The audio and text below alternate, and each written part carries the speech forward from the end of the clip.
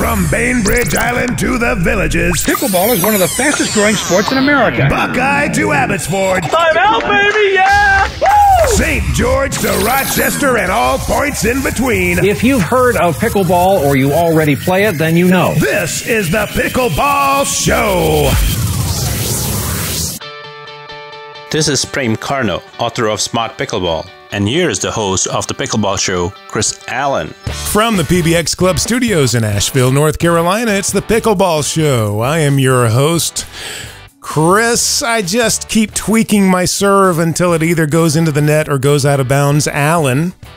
Joined today by Mark Renison of Third Shot Sports in Collingwood, Ontario, Canada. Hey, Mark. Hello, Chris. And our special guest, Matt Staub in Scottsdale, Arizona. We're continuing our conversation, and we want to talk about some things to make you a better player. And when I say make you a better player, of course, I mean make me a better player.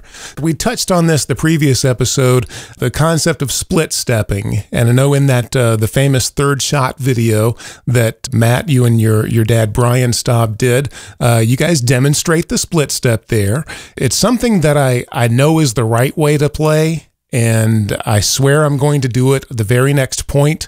But the point that I'm playing in right now, I just want to get up to the line, and I just want to go ahead and get there, and I want to, usually do it by hitting on the run. And then after this one time, I can do it the right way from this point forward.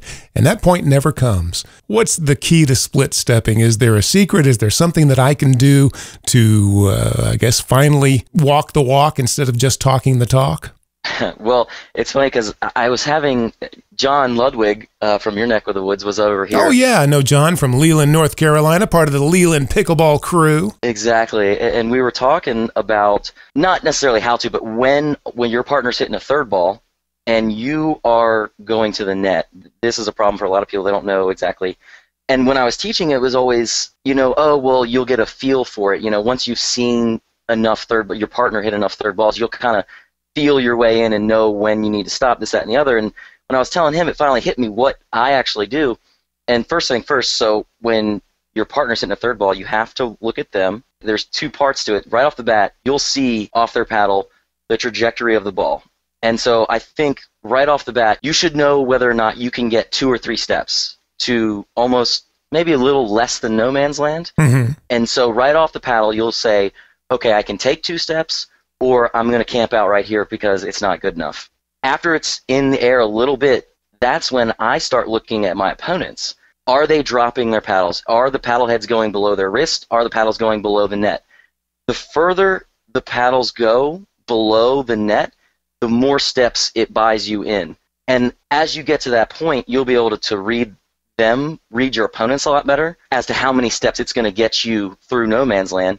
And a lot of these people, when your partner has hit a good enough third ball and you see them, okay, they're going to let this ball bounce, that's when you can almost skip the split step. And if you watch a Rob Elliott, you watch a Scott Moore, you watch a Wes, Kyle, all these guys, they are quick enough to where as soon as they see the ball's going to bounce, they're just going to completely skip the split step, run in there, and look for blood, really. So even if you hit a good dink, they're going to be able to recover and get back to it.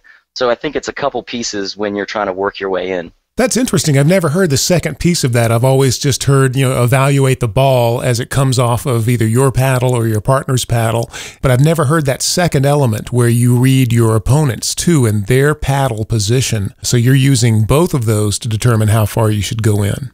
Yeah, it's interesting. I know Mark is good with the videos, and it would be interesting to see if you had a compilation of videos as to how far and how fast people are moving in as the opponent is dropping their paddles below the net or they're seeing the ball drop, kind of a two-piece thing, because I didn't really notice it until I was talking to John, that's actually what I'm doing. Yeah, I'm reading the ball off the bat, but then I'm almost watching the ball and the opponents at the same time, and it's more up to them how far I'm moving in than it is that I'm watching the ball. Yeah, it's fun in that. So one of the videos I made that was sort of most widely watched actually was you, Matt, playing with Christine McGrath. The topic was how to make the decision after the third shot is hit, whether to go into the net or to stay back, right? And the decision making based on the quality of that third shot. So it's funny that you mentioned like the elements that will be taken into consideration in order to do that. I think you're right. I mean, first of all, when you play with a great partner, Definitely helps to be a little more it confident. definitely helps walking in there. because you can basically bank on the fact that they're probably going to hit. When they try to hit a third shot drop, they're probably going to make it, right? So if I was playing with Matt, yeah, okay, I'd probably like watch to see if he hit a good one, but I'd bet that 9 times out of 10 he is, right? And so I can start to get a bit of a head start. But you're right, when you don't have that confidence, right, or it's a new partner or whatever, you're right, you're trying to get as many sort of feedback cues as you can. And so the trajectory is one of them. The sound off the paddle can be another that's going to influence the speed or tell you about the speed at which the ball was hit. But you're right, that third factor is going to be what are the guys on the other side doing? And if they're setting the paddle up high, well, that's telling me that at least they think that they're going to be able to smash it, so I better stay back and defend. So, well, that's great. We're planning to make a whole bunch of videos at US Open, so we'll see if we can make that special one for you, Matt. I have seen that video. It's a great video. I really liked how you put it all together. All of your videos are good. But and specifically, as I'm looking, as the ball hits net level, the moment it starts going below the net, whether it's centimeters, inches, this, that, the other, the angle is that they have to hit up on the ball is changing. So you're becoming more and more protected as you come in through no man's land. And with these new paddles, as soon as that ball is even a teeny bit below the net, you can sit on that angle and you can rip winners almost from no man's land. And you don't have to get all the way in. You can get 3/4 of the way knowing that they have to hit up on the ball. Now, they still might hit it pretty hard, but you're in a position where you're far enough back that you're not going to be surprised. And with these new paddles, you can just crush them. So you can play it safe, even though they're going to take it out of the air, really. It's sort of that intermediate step, right, where in between the baseline and the net. Right, yeah. I mean, you're definitely in no man's land, but the thing is, you can still attack and do what you want from there. The other thing, too, there's a fourth element as well that sometimes affects my ability to get up to the line, and that's when I hit just a beautiful, perfect third shot. I really like to take a second or two just to stand there and admire the shot. You ever do that? You know, well, it's like, so Chris, if you videotape yourself playing, you'll never have to. You can go back, you can watch it again and again, you can put it in slow motion. But nothing beats live when it's just floating over and you're like, man, that was so pretty. I just want to stand here for a second and just soak it in. And then, whoops, oh, it's coming back at me. Now, we're talking with Matt Staub, also Mark Redison of Third Shot Sports. If you have a question for either of these gentlemen, go ahead and type it into the question box here or raise your hand and I'll be able to call on you. And let's see, Mark Dion has a question here. Do you need to move up as a team or make your own decision on when to move up? I think ideally you're at the same time, but I know for a fact if you watch some of the videos that I'm in with either Daniel or Wes or Aspen, any of these guys, they might be a little more aggressively moving up than I am just because I feel like I'm good enough at shore hopping, at blocking, at working my way to the net that I don't feel the need to risk it getting all the way there in one shot. I feel like I can do it effectively regardless. But to answer the question, I think ideally, yes, you should be queuing on each other and you should be going at the same time. Because if you're up and your partner is back, number one, you've got that big hole now in the middle. Number two, your partner that's back is probably going to get all the balls hit to them because they want to keep them back. Yeah, I think I'm in agreement that as much as possible you sort of move as a team. One of the things that becomes important then is how you communicate with your teammate. So we talked a second ago about, being able to sort of assess for yourself, was it a good one or not? It is likely that the person hitting the ball is going to have a better sense of whether it was a quality third shot drop or not. And so what I often see with some of the best players is that person who makes that third shot then gives a cue to their partner as to whether it was a good one or not. So one example might be, I hit the third shot, I'm playing with Matt, I hit the third shot drop, and I feel that it's that good one, right? We talked about feel. I feel it was a good one. I might just say, as soon as I feel that, yep. And Matt knows then that I'm basically telling him, yeah, it was a good one, we can now progress towards the net safely. That video I talked about a second ago with him and McGrath, there was this one moment, it was like, I was very happy to catch it on tape, where she hit the third shot drop, and almost immediately after she hit it, she says to him, heads up. And he knows, it's not planned, what's that going to mean? He knows what that means. He knows that it's that coming means, back. Uh-oh, I hit a poor third shot drop, heads up, it's coming back hard. Mm-hmm. And you could see as soon as she said that, he stopped moving forward, he held his ground, he did a split step, he's ready to defend, she stayed back. And so you can move far better as a team when you communicate as a team. And, in a previous episode, Gigi Lemaster was talking about playing with Sarah Ansbury. One of the great things was she trusts her 100%. You have to have that trust that when your partner says heads up or yes, it's okay, that they know what they're talking about. I think also at the highest level, it also depends on who's hitting the third ball. Are they hitting it down the line or are they hitting it cross court? Because then you're changing angles and where you need to be, who needs to be going up more, where you're safe and where you're not. But that's a whole other animal. We've got a comment here from Neil. You guys were talking about either moving the non-volley zone line, moving the baseline.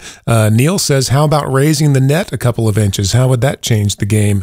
Well, Mark and I were talking earlier about, and in previous episode, Gigi, you asked where the game was going, and I 100% know that it's going to be just like tennis, and you're going to have 6'7" to 7 footers sitting there on the line, and it's going to be a completely different game, and I think it's going to ruin the game. And at some point, you're going to have to, if it progresses this far, you're going to have to either move the line back, raise the net, do something, extend the baseline, because it's definitely going to be like tennis. And I don't know if raising the net is going to help, but something's going to have to be done, because you're already seeing it with a Scott Moore, with a Matthew Blom, with these guys, that it's hard enough to get the ball down on them as it is. But now take a 25-year-old 6'7" kid out of college tennis and see if you can get the ball down on them, see what happens. So it's not going to go well. We'll have to convert to those mini paddles that they had at nationals. Did you play with those? Exactly.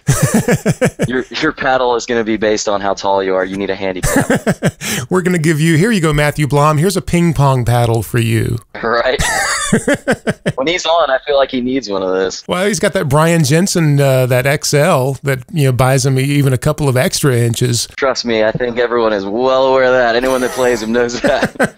Knows those extra inches. We were just talking about different paddles and different equipment. I wanted to touch on the, I guess, what has been the continuing ball controversy. Where do you come down, Matt, on the whole issue of an indoor ball, an outdoor ball, one unified pickleball that could be used throughout the sport? I like the idea of a unified ball, just because the game is so precise and the inches do matter. Mm-hmm. So I like that idea. I also like the concept of different ones, just because tennis does it as well. But I think with tennis it's different because, it might be a little slower, a little faster, a couple inches, this, here, that, the other. But, it's so physical. There's so many points. It's so long that over the course of a match, of course it's going to make a difference, but that much now. Whereas we have people flying all over the country to play these 11-point games, so I feel like you need to know at least what you're getting into. And especially in a double elimination tournament, where if it takes you a game to get used to the ball, and you lose that game, you're already halfway out of the tournament. Yeah, so Mark just booked a flight down to Naples, and within 15 minutes, he's 2 and done because, yeah. He's 11 points. That would never happen. That would never happen. I know, sorry, that was a bad example. But I think outside of the ball, this is completely off topic, but I like the idea in some of the big tournaments going to best 3 out of 5, because I like the game. I like the 11-point feel, but I feel like too many fluky things can happen in these games. I would like to see some tournaments go 3 out of 5. Interesting. We put out a newsletter about once a week, and one of our subscribers recently wrote to me and he said, hey, maybe the discussion shouldn't be so much about indoor versus outdoor ball. What he was saying was that the different kinds of balls should be connected to the different surfaces that you play on. You're breaking up just a little bit there, Mark, but we got the gist of what you were saying. One thing that I have a problem with when you talk about letting the surface dictate the ball, I feel like the most important relationship out there on the court is the relationship between the surface of my paddle and the ball. I don't really want the surface of the court to dictate, well, we're going to use the jugs ball, because of this, and then we're going to use the Duraball because we're playing on this, because I want it to be consistent coming off my paddle, rather than, because I'll always have to adjust to a court surface, and maybe it rained one day, and if you're playing outdoors and the surface is a little different, maybe it's a little more slick or something, so you're always going to have to make court adjustments, but I want the relationship between the paddle and the ball to be as consistent as it possibly can. You agree or disagree with that, Matt? That makes sense to me, and I like that concept that no matter where you're going, the ball off your paddle should feel the same. you're always going to fight the different surfaces of the court, humidity, this, that, and the other, that are going to change it enough as it is. The last thing we need to do is be switching up balls and adding another dimension to it. It is interesting, even to that point, not necessarily the ball, but to the Naples point, I'm excited to see all the people from the West who have never done a Florida experience, how much humidity, and you in North Carolina know this, humidity plays a role, and people think, well, a lot of people from Florida, this, that, and the other, are primarily soft game players, and honestly, it's because the humidity, the ball just gets so heavy, it's so soft, it's so slow, it's hard to almost hit the ball with remotely any pace, so it's going to be interesting to see what that does to people who haven't seen it before. Yeah, that will be interesting, because it's like one notch below playing in the rain. Right. When it's so humid like that, because the ball, if you ever played when it's just drizzling and you want to keep playing, how the ball gets in it, and you are having to reach down lower, and it's heavier. It feels like you're playing with a croquet ball sometimes. It just it's like a rock coming off of your paddle. Matt, if people want to check out what you're up to, the best place to go is poachpb.com. PoachPB.com, or the YouTube channel is probably what most people are going to want to see, and that's also PoachPB is the YouTube channel. We'll link to both of those in the show notes. Thank you for joining us today, and we look forward to talking to you again. Thanks for having me. Let's do it. So what are your thoughts about what we discussed today? We'd love to hear from you. Email us anytime. mail@pickleballshow.com. That's mail@pickleballshow.com. That's where you can find us on the internet too, pickleballshow.com. We're on Facebook as well, facebook.com/pickleballshow, twitter.com/wait for it, pickleballshow. We make it easy for you. And we'd love to hear from you anytime on any of those places. Also, head over to iTunes if you get a chance. Hit the subscribe button, which means you'll never miss an episode. Plus, if you feel it's appropriate, leave us a 5-star review, which helps boost us up in the rankings, makes it a lot easier for other pickleball players to find this show. I'm Chris Allen. This is The Pickleball Show, and until next week, keep 'em low.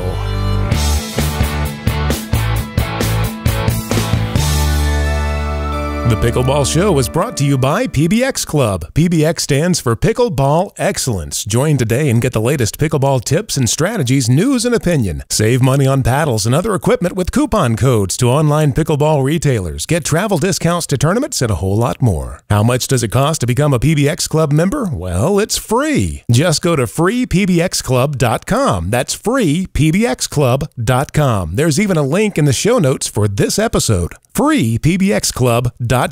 PBX Pickleball Excellence. Join the club. It's free.